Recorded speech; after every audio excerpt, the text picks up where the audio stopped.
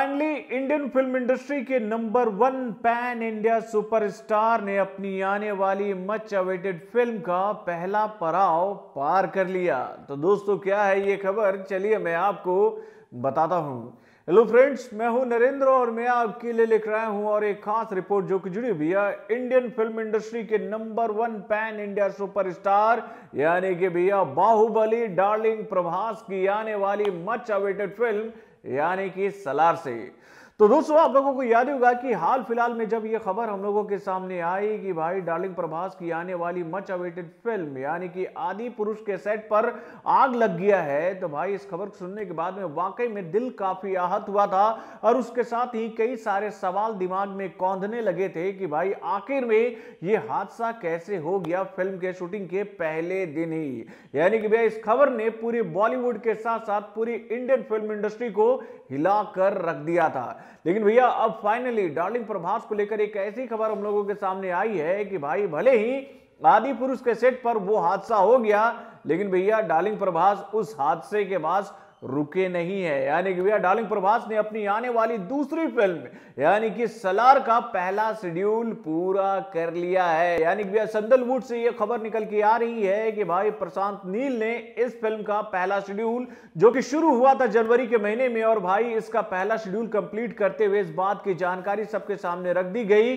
कि भैया हम लोगों ने पहला पड़ाव पार कर लिया है और बहुत जल्दी ही इस फिल्म का दूसरा पड़ाव शुरू कर दिया जाएगा। तो भैया ये खबर सुनने के बाद वाकई में दिल को काफी राहत मिल रही है कि भैया चलो फाइनली डार्लिंग प्रभास ने अपनी आने वाली मच अवेटेड फिल्म यानी कि सलार का पहला शेड्यूल तो पूरा किया। तो दोस्तों इस फिल्म की जानकारी देते हुए इस फिल्म के डायरेक्टर यानी कि प्रशांत नील ने जो बातें हम लोगों के सामने रखी है उसको सुनने के बाद एक बात तो आप भी मानोगे कि भैया ये फिल्म जब सिनेमा घर में आएगी तो कई सारे रिकॉर्ड तोड़ेगी। तो भैया ऐसा क्या कहा है प्रशांत नील ने, चलिए मैं आपको बताता हूं। तो दोस्तों उन्होंने कहा कि हमारी फिल्मों में विश्व युद्ध जैसे विषयों पर फिल्में बनाने की संस्कृति नहीं है और ना ही हम ऐसे विषयों पर काम करते हैं, इसलिए मेरी फिल्मों के लिए मानना है कि मेरी फिल्मों का विलेन इतना ताकतवर होना चाहिए कि जिससे हमारे हीरो को हीरोइज्म दिखाने का पूरा मौका मिल सके। और मैं एक ऐसा वातावरण बनाना चाहता हूं जहां पर दोनों को ही अपनी शक्ति का प्रदर्शन करने का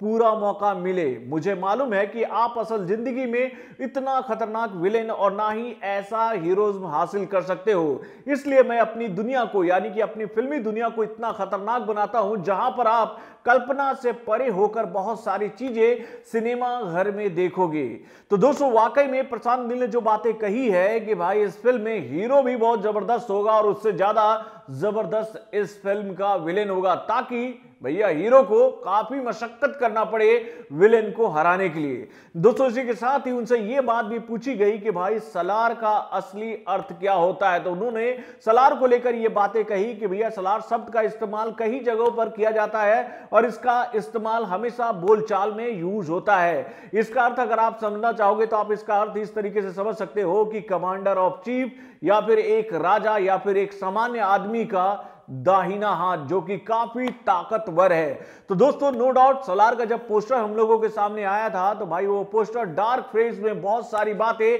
ऐसी बता रहा था जिसमें हम ये कह सकते हैं कि भाई ये फिल्म जब सिनेमा घर में आएगी तो कई सारे रिकॉर्ड तोड़ेगी। और भाई सलार को लेकर एक बात तो मैंने आप लोगों को बताई, आप लोगों को याद ही होगा कि भाई इस फिल्म का सीधा सीधा कनेक्शन या फिर भैया बोले इनडायरेक्टली कनेक्शन कहीं ना कहीं केजीएफ से है। तो दोस्तों आप अपने कमेंट के माध्यम से मुझे बताइएगा कि जब ये फिल्म सिनेमा घर में आएगी तो ये फिल्म कितने सारे रिकॉर्ड तोड़ेगी, क्योंकि भैया डार्लिंग प्रभास ने इस फिल्म को लेकर अपनी कमर कस ली है कि वो इस फिल्म का काम बहुत जल्दी ही कंप्लीट करेंगे। और भाई इस फिल्म को लेकर ये जानकारी भी सामने आ रही है कि भैया इस फिल्म का जो दूसरा शेड्यूल है उसे भी बहुत जल्दी ही शुरू किया जाएगा। तो बॉलीवुड और टॉलीवुड से जुड़े और भी कई सारे खबरों को जानने के लिए हमारे चैनल वर्म जंक्शन को लाइक सब्सक्राइब करना ना भूलें और हमारे अपडेट्स को जानने के लिए बेल आइकन को जरूर दबाएं।